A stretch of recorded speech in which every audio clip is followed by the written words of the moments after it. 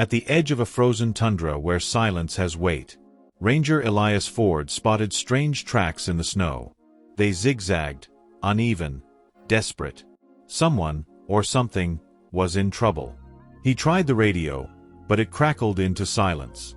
The tundra swallowed every sound whole. The sun was slipping below the white horizon. Then he heard it, a deep, broken howl. A wolf. Alone, wounded, crying not for its pack, but for fate. Elias moved toward the sound, pulse pounding. He knew one wrong move could make him prey. Beneath a frozen ledge, he finally saw it. A silver-gray wolf, paw trapped in an iron snare. Its eyes burned with pain and defiance. For a moment, man and predator just stared. Elias didn't move. He spoke softly, steady, calm. His breath rose in clouds of fear. The wolf growled but didn't lunge, too weak to fight. "Easy. I'll help you." He knelt down, knife in hand. The metal trap gleamed, cold as death itself. One mistake, and teeth would meet flesh. But the wolf didn't strike. It just breathed hard, eyes dull from pain.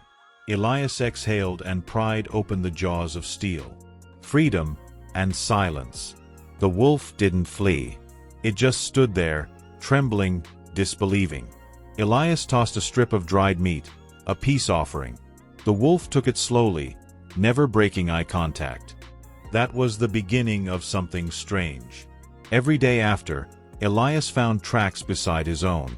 The wolf followed, not too close, not too far. A silent guardian in the snow. It never attacked. Never vanished completely. Just followed, watching.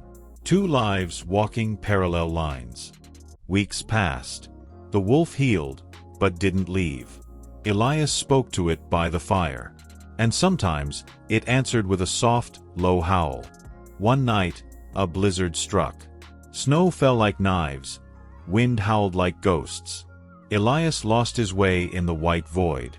Then he heard it, that same guiding howl. He followed the sound through the storm. Through chaos, through fear, through freezing wind. There, under a half-buried pine, stood the wolf. It had led him home. When the blizzard broke, Elias understood. This bond was no accident. Man had saved beast, and the beast had returned the favor. But spring brought change. New tracks appeared on the horizon. A full pack had returned to the valley. The silver wolf froze at the ridge. Elias knew this moment would come. He couldn't cage the wild. He just stood there, watching. As the wolf took one hesitant step toward freedom, the wolf turned once. Between them, only wind and memory. One look, and 1,000 words unsaid. "Go," Elias whispered. The wolf disappeared into snow and sunlight. The silence that followed was heavier than sound. But Elias knew it was right. Freedom was worth the loneliness. A month passed. No one saw the wolf again. But every morning outside his cabin, fresh paw prints appeared in the frost. Maybe the wind made them. Maybe not. But in his heart, Elias knew. The bond still lived. One summer morning by the river, he saw it. That same silver shadow, graceful as mist. But this time, it wasn't alone. Two small pups played at its feet. Elias smiled, unable to hold back tears. It was an answer, life continuing. Trust had turned into legacy. Compassion had become connection. The wolf stepped closer, calm, unafraid. It lowered its head, almost nodding, then turned and vanished into the trees. Elias never saw it again. But after every storm, new tracks appeared near his door, reminders that kindness never disappears. Sometimes travelers asked, "Aren't you afraid to live among predators?" Elias just smiled. Once you earn trust, fear has no place. He often remembered that trap, how pain was the beginning of everything, how danger became understanding, and how saving one life changed too. At sunset, he'd climb the ridge, eyes narrowed against the amber glow. And from somewhere beyond the hills, a familiar howl rose again. This wasn't a legend.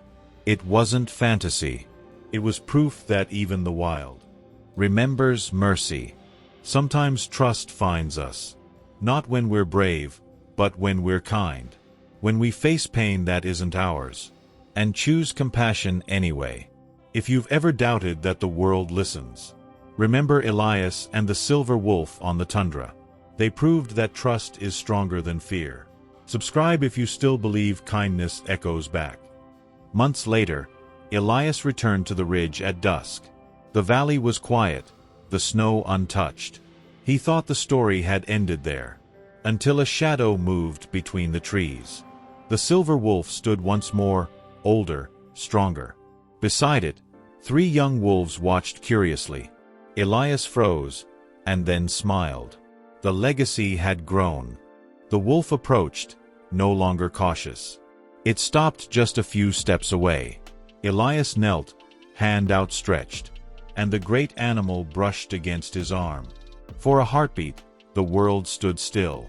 No wind, no sound, only understanding.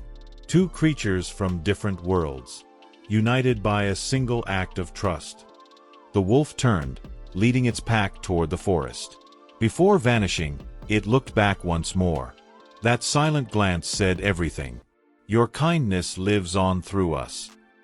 Elias stayed on the ridge long after they left. Snow fell gently, covering their tracks. But he didn't feel alone anymore. He knew some bonds never fade. They say if you stand on that tundra at sunset and listen closely through the wind, you'll still hear a low, peaceful howl. A reminder that trust never truly dies.